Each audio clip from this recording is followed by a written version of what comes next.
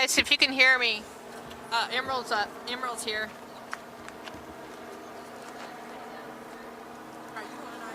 Emerald's here. Hi. Hi, how are you? Good, we're streaming.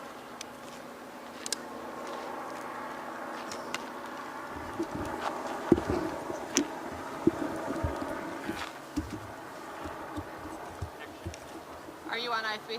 No. Okay, 274. Or, hang on. Huh? Yeah, I can. And who's the representative? Hang on, let me get this. You know what? Hang on. I have no idea. Let me get you one. Say that again.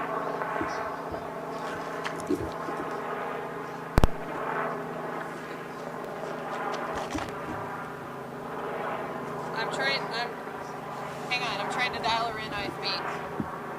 Do you have an IFB for her? Okay, 275, Emerald. You know what? I'm sorry. Hey. Hey guys. Okay.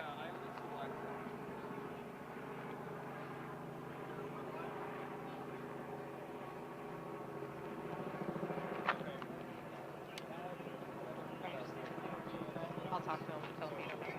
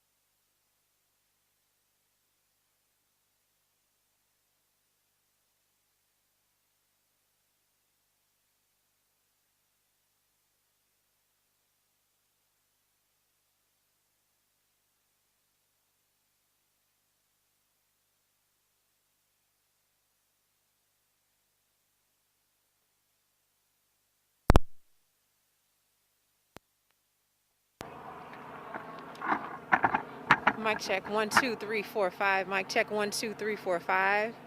You guys are gonna have to do it. Stand by.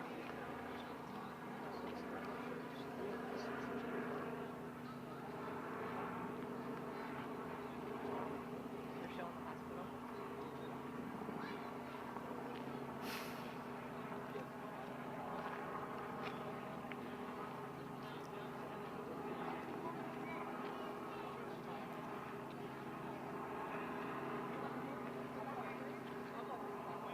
Carolina.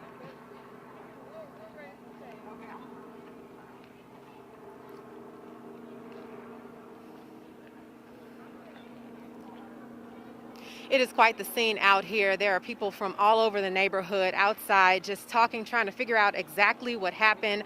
What I can tell you is not much different than what you have already gone over. Earlier in the show, we do know that there have been 3 people shot, including 2 officers. I'm going to step out of the way so you can get a better look at the scene over here. We know that one of the officers has been taken to the hospital, shot in the lower body, so into a very serious condition. We don't know the condition of the other officer who was taken to the hospital, but what I can tell you is that this has been a very difficult time for South St. Petersburg, there have been a string of shootings that have happened over the course of just a couple of weeks that have really shaken this community, and people are really concerned. It was just last week that St. Pete city leaders started off or kicked off a Enough is Enough campaign to address the violence that's been happening in this community. You have the pandemic, you have other conditions and things happening in this neighborhood that leaders really want to get to the bottom of. Now, police say they've stepped up patrols in this area and other areas where they have seen a lot of these shootings, but they say it's really up to the community now, and people have to come together to really address this problem. So again, we're going to be out here on the scene as we try to find out what exactly happened out here, because we don't know what led up to this shooting yet, but we're going to continue to ask those questions to get those answers to you, and as soon as we have more, we'll be sure to share that. Back to you.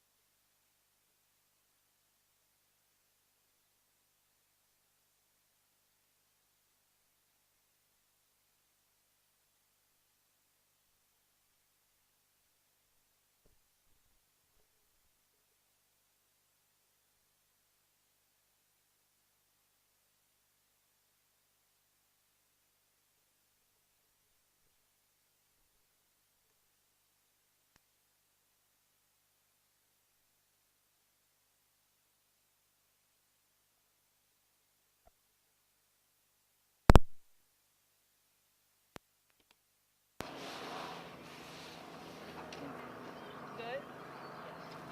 All right, so you'll just look at me the whole time. Just for the record, could you just say and spell your first and last name and give your title? Deborah Figg Sanders, DEBORAHFIGGS hyphen SANDERS, the council member for District 5. Okay, just look at me, not the camera. Okay. Yeah, so another shooting. I know you have been on top of what's happening out here, and you've been working to address some of the issues, but you're out here again. What are you feeling right now? I don't know what to feel. I will say I don't feel despair because there is going to be hope for our city, but I'm confused. Trying to find a solution to have that conversation as to why we find it necessary as a community to want to resolve by using a gun.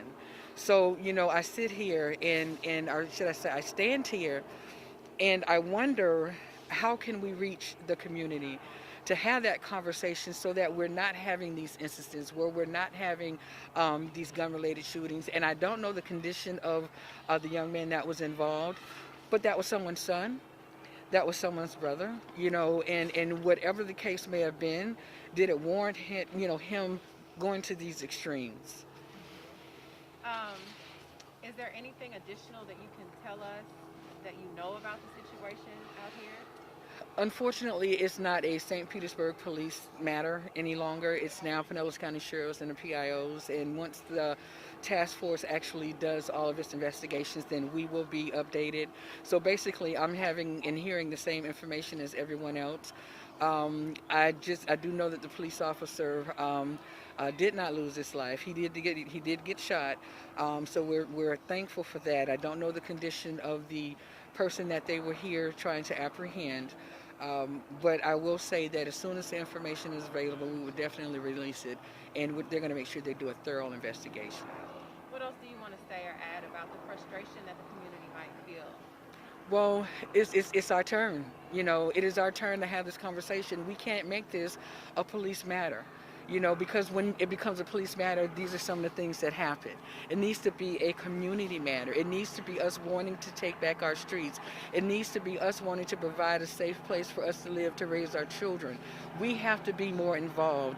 Councilmember Lisa Willer Bowman and I started a movement called Enough is Enough because enough is enough. We are tired of burying our children. We're tired of having to give messages to parents that they've lost someone, that their family member is no longer going to be with us. They're not coming home. So we want everyone to just stop, take a moment, and for those that are out trying to share what they think happened, let us wait until we find out everything that happened. Let us make sure we have all the information because we don't want anything to escalate out of control with misinformation. We want to make sure that all of the information that is put out is accurate because I need our community to protect our community, but we have to be able to take care of our own community and make sure that we do the right thing. Thank you so much. Appreciate it. You're welcome. Sorry to see you under these conditions. I know we've been talking a lot about this lately. And we just marched on We just marched on Saturday, sign waving on Saturday, getting ready to start another program where we're going to go to the hardest hit population.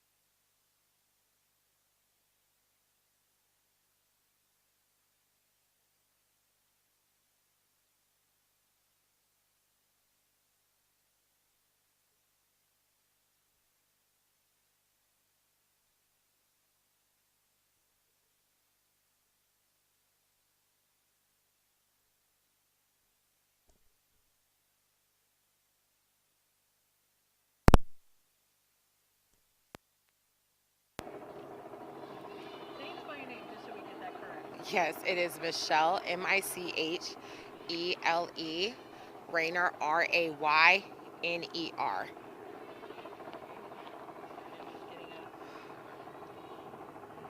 You'll look at me the whole time. Oh, perfect.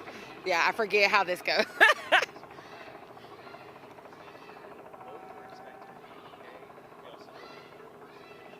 All right. So this continues a string of shootings that have been happening in South St. Petersburg. Yeah. What do we do next about this? I think that that's like why we're all out here, why, community members are out here, elected officials are out here, the president of the NAACP is out here, because enough is enough. But I think it's really going to come down to folks in the community stepping up. It's going to come down to folks in the community saying enough is enough. And it's going to come down to people saying, essentially not on my watch. And there's a level of accountability that we have to have for each other. There's a level of care that we have to have for each other. And in this instance, we don't really know all the facts. We don't know really what occurred. However, it's always disheartening to have any shootings, any law enforcement involved shootings, any shootings of folks in the community. And so it's got to stop. I feel like we're out here every week with another shooting, another victim to gun violence. One of the things Councilmember Deborah Sanders said was that it's not a police problem anymore to a certain extent. And I've had several conversations with Chief Holloway, and he's talked about adding officers. They've stepped up patrols. They've done things to keep the community safe. But now it's time, as you just said, for the community to come together. Correct. And work on this issue. What specific steps do you take beyond saying enough is enough, beyond saying not on my watch? I think one of the things that is really important that I think we should hone in on is the no snitching culture, right? The culture of you don't tell. If you tell, you're a snitch. If you tell, you're going to get in trouble. Because at the end of the day, that no snitching culture is causing events where we're out here every, week marching because someone has died, and law enforcement is trying to find who committed what crime or who committed what shooting. And so I think that, we've got to do away with that culture, because that culture is not healthy for our community. It's not healthy for our children. It's not healthy to build a thriving community. And so that's one of the first steps. Yes, and I do understand what, Councilwoman Deborah Sanders is saying when it's not a police problem. We can't put the onus totally on the police. They have done what they can do, but what are we going to do to step in the gap and stand in the gap as well? This community, and the police department, has there historically been a problem with police relations? Yeah, I mean, we have to call a thing, right? And we have to call a thing that there has, historically been distrust amongst the community and law enforcement. And I think that, Chief Holloway has been trying to do what he can to mend that. He's been trying to do what he can to build those bridges. And but there has been. But yet and still, for whatever occurred out here, that's no excuse, right? And so I think that once again, it is. I said it when I was running, and I'm going to say it now. We are reimagining our relationship with law enforcement, and law enforcement is reimagining their relationship with the community. And maybe it needs to evolve into something different, but that's going to make sure that all of us come to the table, whether the community members, law enforcement, elected officials, all of us are at the table. All of us have a seat at the table, reimagining that relationship. What would you say to someone watching this? Because this is a conversation that often comes up. Well, those people, right, their problem. I would say that it's all of our problem. If there is a threat of justice to anybody, it's an injustice everywhere, right? And so, we can't just take the isolationist approach of, well, I don't live there, so it doesn't matter.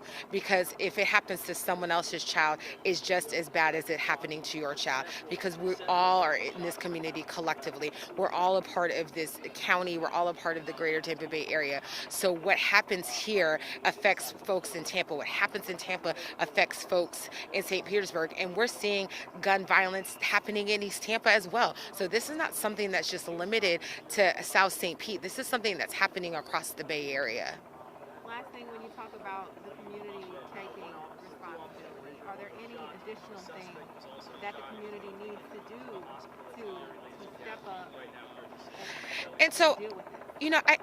I want to be super clear. I think that the community is doing what they can. You have organizations like the NAACP. You have individuals who are mentoring children, who are doing community, outreach, and we have the St. Pete Youth Farm that's headed by Carla Bristol. We have Perk that's headed by Matt Burr. So people are doing what they can do in their capacity, but it's going to take all of us coming together. So it's not saying, well, you're not stepping up, so you need to, but it's all of us coming together in our collective capacity, in our collective roles, and that is where you're going to see the change. We can't just rely on the same people doing the same things and all of us in the totality of the community not getting behind and actually pushing forward. One of the things St. Pete Chief Holloway said that he was really impressed with was also the leadership of the city. Like the city has the Urban Affairs Department with Nikki Capehart and those types of efforts and how they also play into addressing some of the root causes of that. How do you feel about leadership? You talk about community. How do you feel about leadership? I think that, we have great leadership in the city. I think that we have great leadership in elected officials and in the NAACP president and folks who are community activists. And I think that these are people that not just say, hey, I'm a leader, but have led in word and in deed and have been examples and have served the community before they were ever put into leadership roles. So I'm hopeful, and I am, grateful that folks have stepped up and that will continue to step up and that we will continue to make space for these kinds of leaders to be able to make a difference in our community. Thank you so much. Thank y'all so much. I appreciate it. Let me get that social together real quick. Okay. Thank you. Yeah, I have covered pretty much all of these last few shootings. Wow. And I've been talking to Councilmember Deborah Fix. Yeah, I've actually been out of town for both of those. Okay. I was getting sworn in, and then I had a Thanksgiving that wasn't here, so. Yeah, so I mean, it's a considerable concern. Yeah, it's real in these streets. Like, it's real. Yeah. I've lived here for 5 years, and I can't recall seeing a string of shootings. Like Where do you live at in the I area? live north. Okay, gotcha. Yeah. So I'm on First Avenue South. Okay. Yeah. I have family actually a little further south.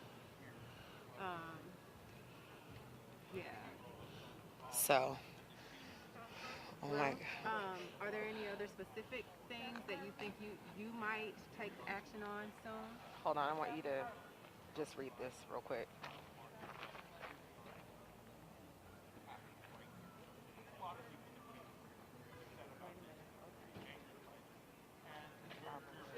Okay. Okay.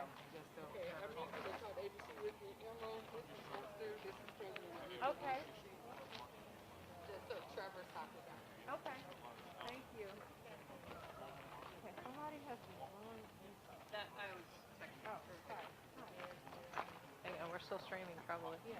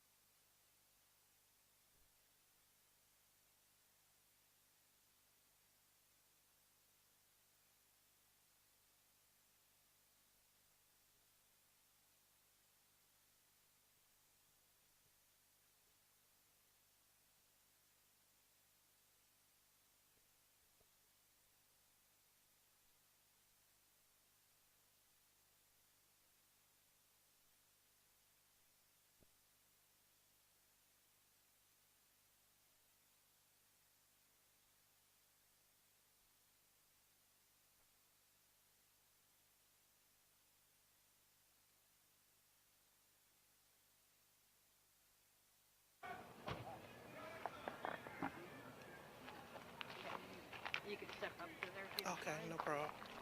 You want me on the other side? Or does it matter? Yeah, other side would be good.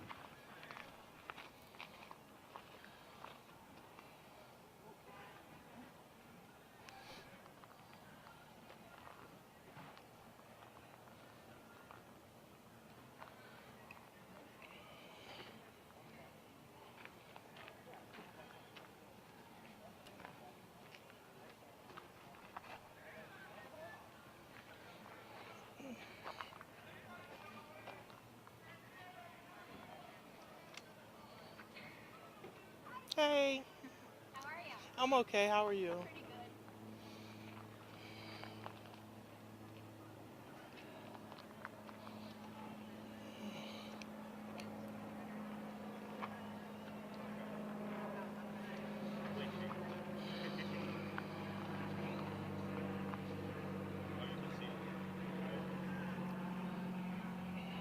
Go ahead and say you spell your name for us. Esther Eugene, Esther, last name Eugene. And your title. I am the NAACP president-elect. All right. And look right at me. Okay. Don't worry about looking at the All camera. right. So, the same thing that I've asked the other people that I've interviewed, Mhm. this continues a string of shootings. Mhm. How disturbing is this to you? So I think it's massively disturbing. You know, this is our community, and when you hear of someone getting killed, whether it's someone of the African American community, someone of a different community, and even shooting of an officer, it rises the concern because we need to know what's going on.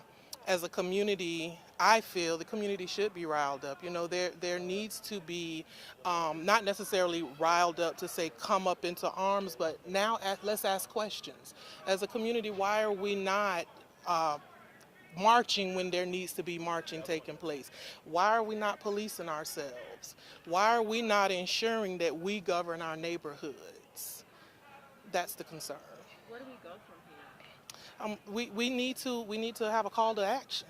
You know, Enough is Enough has marched. There was a prayer vigil. There was a march that took place, and so now we need to have some serious conversations. We need to look at what this particular corridor is doing, what's going on, what's taking place that it is centrally centered in this area. And then we need to look at policies to see, okay, so why did this happen the way it happened? The relationship between the community and the police, particularly among young African American men, historically has been something that hasn't been very well. Hasn't been a good relationship, even here in St. Petersburg. What are the steps that need to be taken to make that relationship better so that we don't have clashes that happen? You know, years ago, the community knew the police officers, right? So the police lived in the community, and it was more of a collaborative spirit. I think the community doesn't know the officers that are policing their areas. They have no connection to them, and when you don't have a connection to something, you either respect them, fear them, or avoid them. And I think until our community knows who's policing them, it'll continue in the same vein. What conversations have you had with Chief Holloway? He's been very vocal about wanting to work with the community and doing all that he can to improve those relationships and to keep the neighborhood safe. What do you guys talk about in terms of making sure that this doesn't continue to happen? You know, I haven't necessarily had a conversation with Police Chief Holloway, but I have been privy to some of the conversations he's had. And I believe at the heart of it, Police Chief Holloway wants to see a difference. And I believe that this affects him tremendously because it's his city.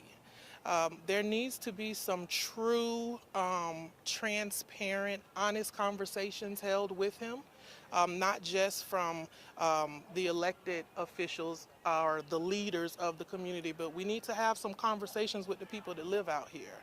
And they need to be safe enough to really speak how they feel and what they feel, and not feel that there would be some level of a backlash. And I think when that conversation is had in a true safe place, the police chief and others will have a more higher awareness of what's going on in this community.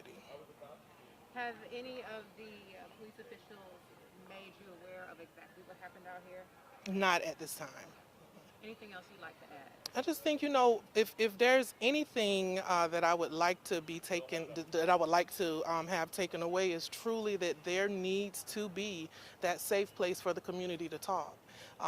Traditionally, the citizens, again, they either fear the police, they run for the police, or they call them, if there's something major taking place. But we should be able to, and I say we because, this is my community as it is anyone else's, I think that we should feel safe enough that we can walk up to the elected officials and the chief and have a conversation and feel safe having it. Thank you so much. All right, thank you. Let me get you guys just talking here. Okay. Hold on, right there. So when do you back a little, Emma? What do you want? When do you officially assume your role? Ooh, in a few days, January 1. Okay. January 1st is when I'm sworn in, but I've actually been taking some steps. Yeah. So what's going to be like big on the NAACP's agenda when it comes to addressing this issue? Well, I think it's clear and definitive. We have to support the elected officials. They've taken a stance that enough is enough. And so it's our job as the NAACP to not only support them in that, but stand with them. Got your work cut out for you. Yes, ma'am. For sure. For sure. You mentioned this corridor. Deborah Fix Sanders mentioned this corridor as well. What is happening in this corridor? What do you know about it? I think that there is a lot of pain in this corridor. I think there's a lot of lack of togetherness with the community. I think that, some people may feel like they're silos. And so we have to ensure that they understand that they do have support and that they don't need to fear coming to that support and need it. Thank you. All right. Thank you. Thank you.